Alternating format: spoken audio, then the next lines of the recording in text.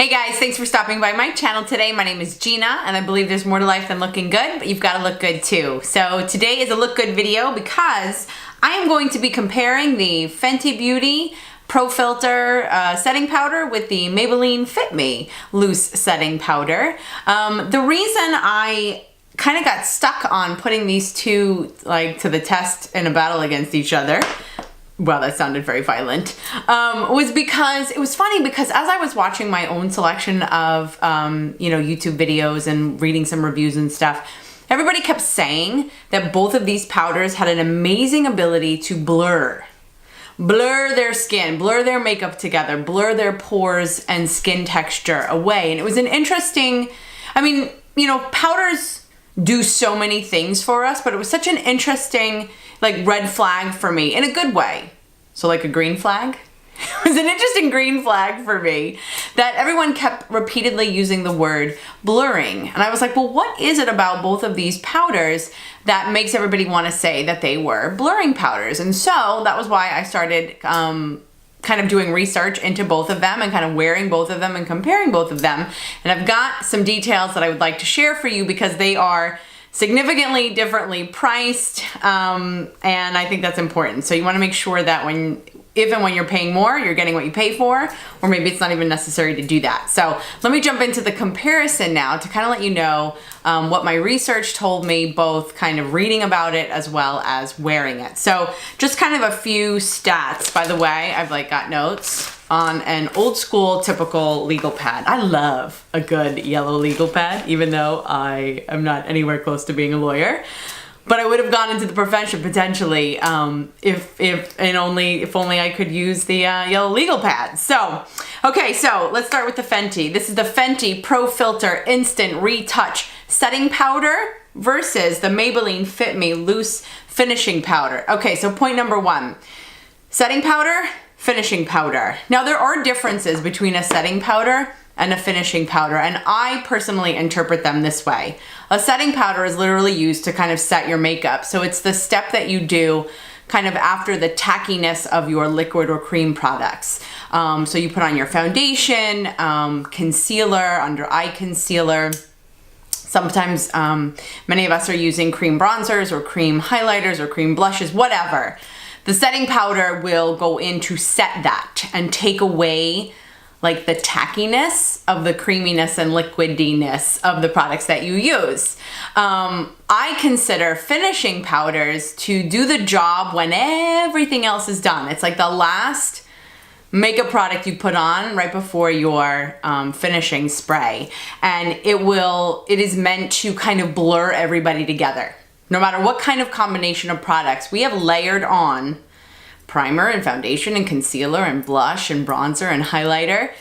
And we want to make sure that all the borders between those guys are all getting along. Friendly borders. We want Switzerland borders all over our face. And so a finishing powder to me typically doesn't have a lot of color. Typically will have a little bit of reflection in it, just so that we're not matte. And have no radiance at all on our face, whether you've got oily, dry, or combination skin. And it just kind of blends. It's very, very thin, very almost invisible. Whereas a setting powder sometimes I feel like I said, for me personally, has a bit more oomph to it because it is doing the job of kind of setting my makeup. So the fact that this one's a finishing and this one's a setting, I kind of disagree with that. I feel like the Maybelline is a little bit too heavy to be a finishing powder. It is not as light as I like to go. And I don't mean color, I mean in consistency. It's not as light as I like to go when it comes for a finishing powder. Let me say this. You could use these powders however you like. You could take any powder and use it however you want to use a bronzer to set your face. You go right ahead. So although I do find, for example, the Hourglass, whether it's the ambient lighting powders or the Hourglass Mineral Veil Loose Translucent Actually, I think that's a setting powder. I consider that a finishing powder.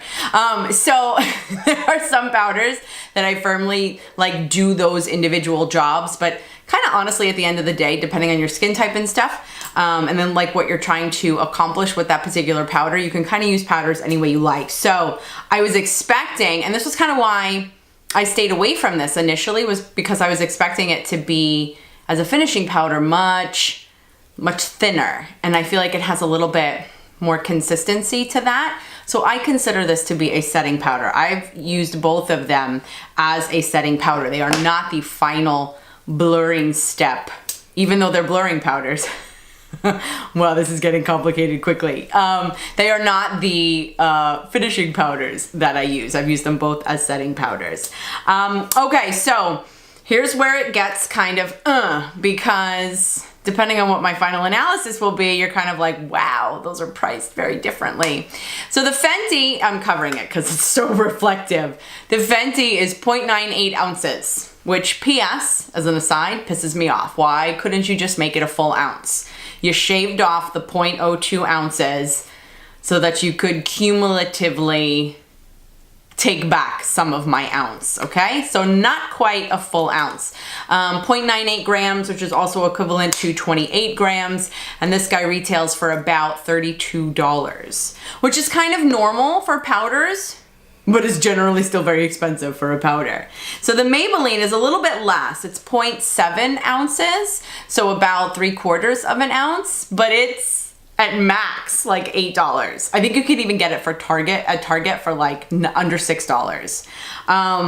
So without going into like higher math, clearly $32, not quite an ounce, almost a full ounce for no more than $8. So clearly there is definitely a price difference. Both of them come in 8 shades. They run kind of deep. Honestly, I don't have very dark skin. I don't have deep skin.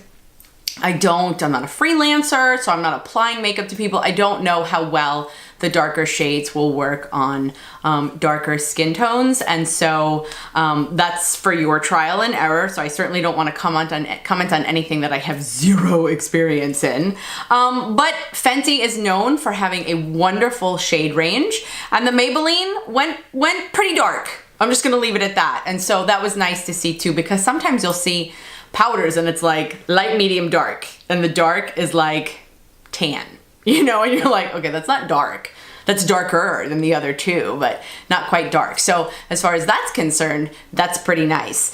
Let me just point out this. The Fenty powder has a lavender shade, which is meant to kind of be like a unicorn brightening shade.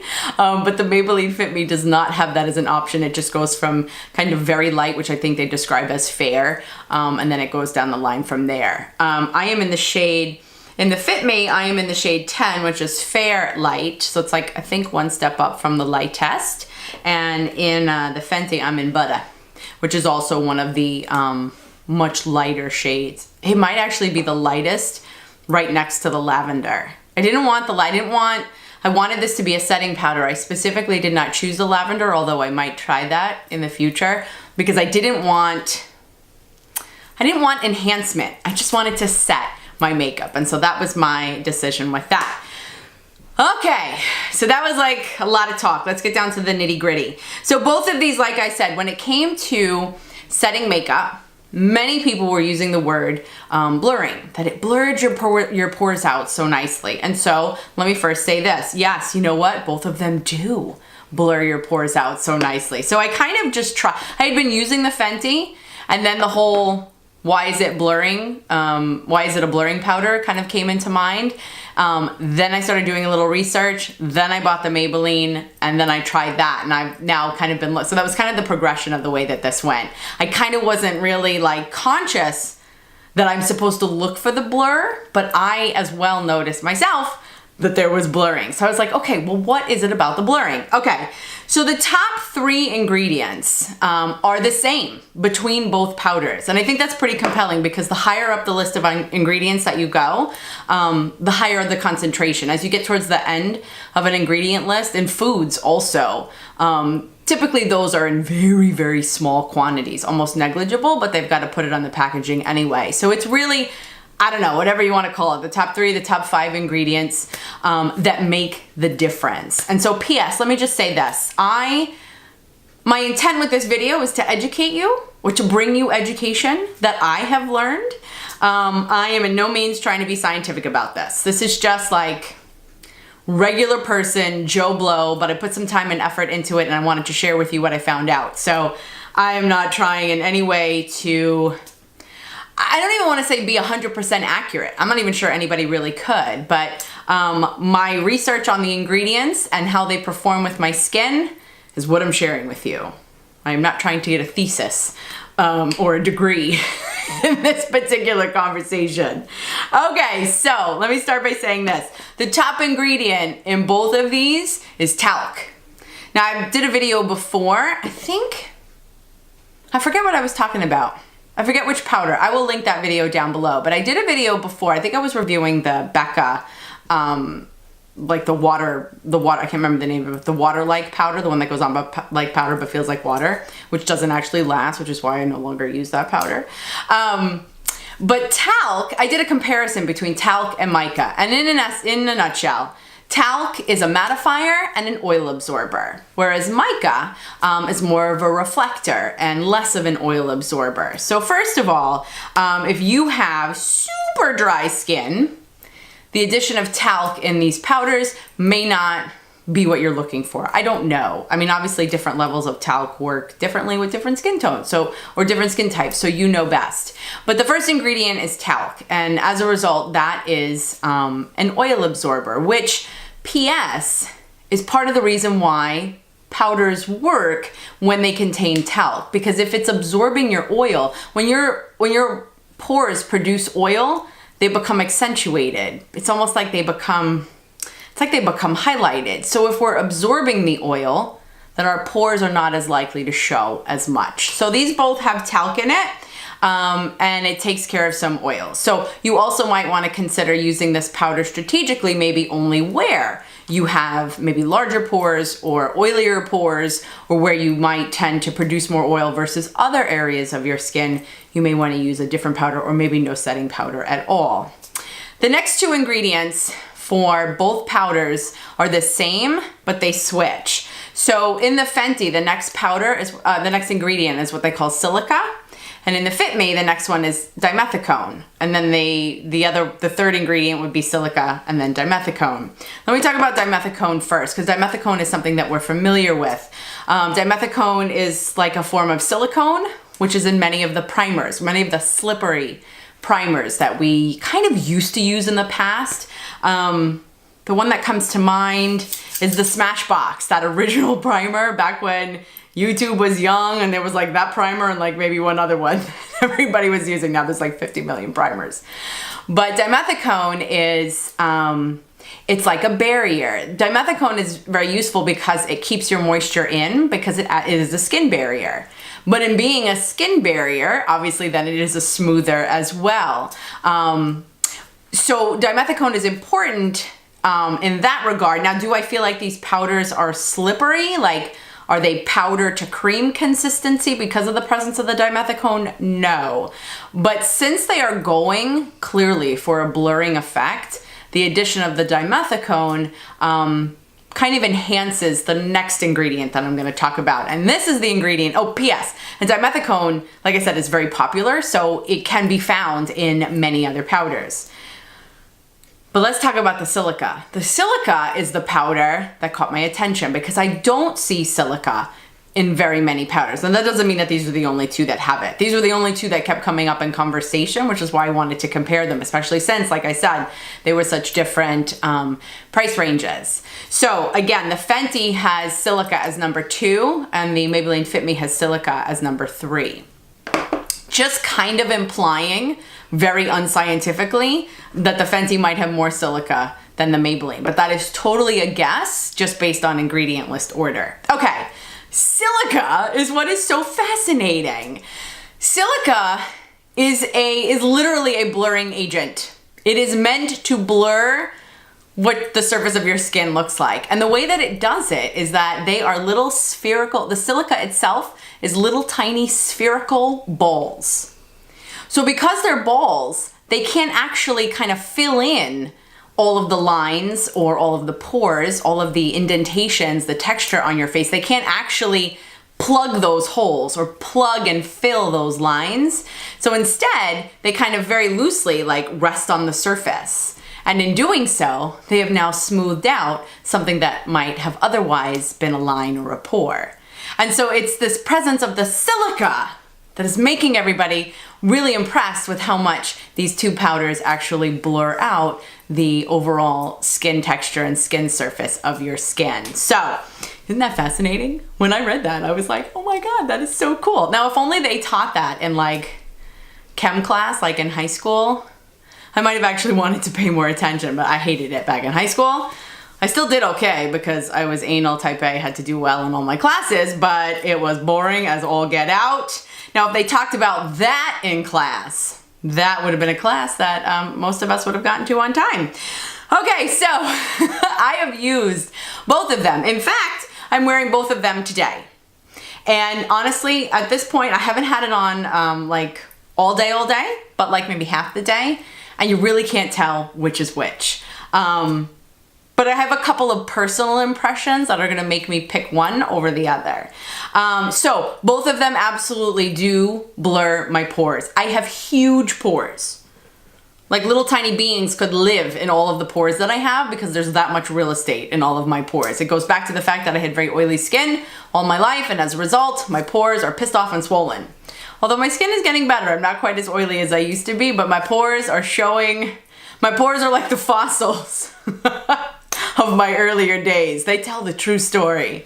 So I do have really big pores, and so I've always been using kind of pore smoothing primers that generally, PS, contain dimethicone in them. Pore smoothing primers, not all of them though, by the way. You can get some other primers that don't actually contain the dimethicone or the silicone or whatever, but it's just one of the more common agents. And so I do have very large pores, and so I absolutely notice that this powder works, both of them work phenomenal in making the surface of my skin look quite a bit smoother. It's actually quite remarkable. Like I get into like the 10 times, the 15 time magnification mirror, and I'm like, oh my God, check it out. If only everybody got this close to my face so that they could see the results. But no, we only clearly talk to people within our own personal space, which by the way is a good thing. Don't you hate a close talker? Ugh. That's bad. There's a commercial out right now that has a close talker in it, one of the Wilson brothers, and I'm just like, no, the whole commercial I can't watch. I'm like, would you back up? You cannot get that close.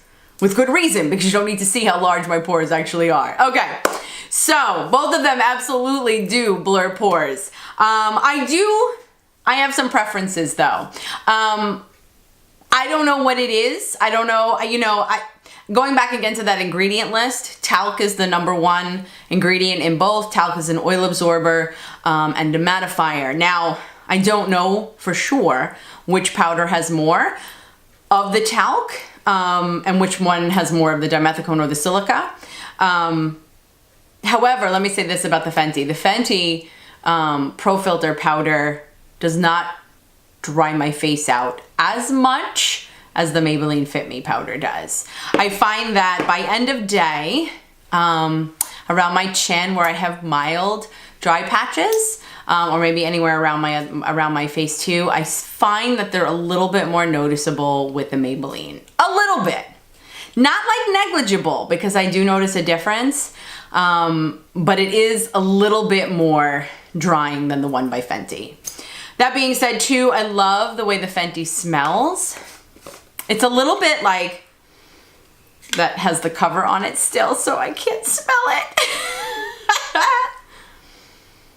It's just a sweet and calming smell. I don't know. I really like the way the Fenty one smells. It has that interesting little cap so that it keeps the powder down and not like floating all over the place like if you were to throw it in a makeup bag or travel or whatever. The Maybelline Fit Me comes in this square case. They're trying to be like trendy with it. I hate it because I think it's a little bit sharp.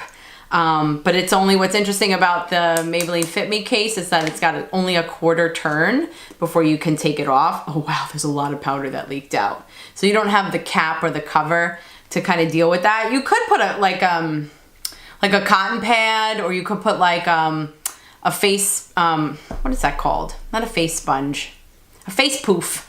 You know, like Laura Mercier has a little face poof that you can apply powder with. You could put just a generic one of those in there to kind of keep the powder down. But I'm really not impressed with the packaging. It's really sharp. It's not gonna cut your hand, but I'm just like, really? Makeup should be friendly. Makeup should not try to hurt me. So even though it kills me that the Fenty powder is so much more expensive, by a lot over the one by Maybelline, I like that it's a little bit less drying. I like the smell much better. And honestly, like when I do my makeup in the morning, like I'm not rushing through it. Like that's like my zen time.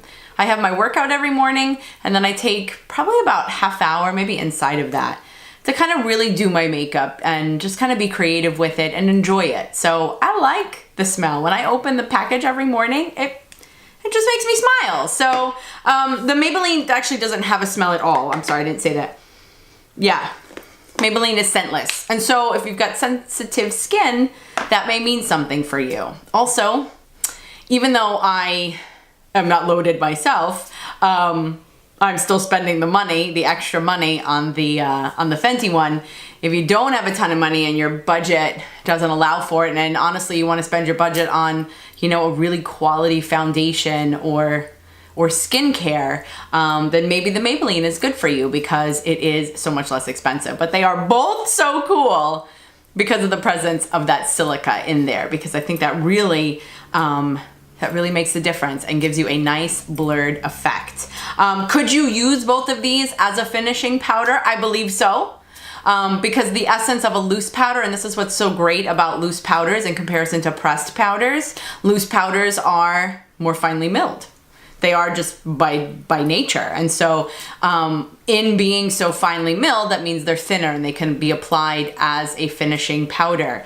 The other thing too is when it comes to any powder that's pressed, the way that they get it that way, it's my impression anyway, maybe not 100% of the time, but generally speaking, I hate when you say like that something is an absolute, but you haven't actually done all of the research like 100%, and there's always that like one little guy that's like, no, I'm not like that. I'm not included in that, so therefore it's not 100%. So generally speaking, oils are used to keep powders together in the compact, which is why you want to be careful when using powders that are in a compact, because they could potentially make your makeup look cakey, because you're adding not only the powder, but the oils that keep that powder pressed together. And so using a loose powder actually eliminates that variable, and because you can also dust off your brush quite a bit and it's much more finely milled, you can apply a loose powder and tend to stay away from that cakiness. So especially if you've got combo to oily skin in different areas, you might really want to consider loose powders. I don't know if you guys remember, but I have said 100 times how much I hate loose powder. I really do. It's so messy. It's so much harder than just popping open a compact. You can just throw the compact back in your makeup. No, not with loose powder. Loose powder has to be coddled quite a bit. But based on my research about the difference between loose and pressed powders, as well as the blurring effect that both of these loose powders are giving me, I have converted, which means I am admitting to all of you that I was wrong. I was wrong to dog the loose powder as I have been my entire life. And so I have been reformed, and I now thoroughly enjoy using both the Fenty and the Maybelline loose powders, whether you're using it as a setting powder or a finishing powder or a happy powder that you just enjoy the scent of, or a happy dance powder that you just enjoy is so inexpensive. I don't care. I definitely suggest checking out one of them. Have you tried these? Have you tried both of them? Do you like them? Is the scent too strong on the Fenty? Does the price piss you off? Do you like the shades better on the Fenty? Are you excited that the drugstore has something to offer that's pretty comparable? I mean, I'm not gonna say it's a dupe. I hate using that word because a dupe means a duplicate, and nothing is ever a duplicate. There's always differences, but they are pretty darn similar. And honestly, so we're not exactly the same. Our skin types and everything, and our skin tones and the sensitivity and everything, that's all different. So everything reacts all differently. So basically, you're gonna have to try them both. And if you live for the Maybelline, then you can save yourself a couple bucks. If you want a little bit of smell, a little fancy smell when you're doing your makeup in the morning, then you might want to consider the Fenty. Anyway, so that's what I learned. I did a lot of research. That was what I learned. I hope you found that this was useful. And if you did and you enjoyed this video, please give it a thumbs up. I invite you to subscribe if you haven't already and join the G Crew. And if you're new to my channel, I've got quite a few new subscribers. Welcome to my channel. I'm so happy to have you here. Thank you for introducing yourself in the comment section to me because I love meeting all of you when you guys come over. I am on Instagram, so check me out over there. I tend to get a little silly over there, so that's a lot of fun too. Thank you again for spending your time with me. I hope you have a good rest of the day. I look forward to seeing you in my next video, and in the meantime, thanks.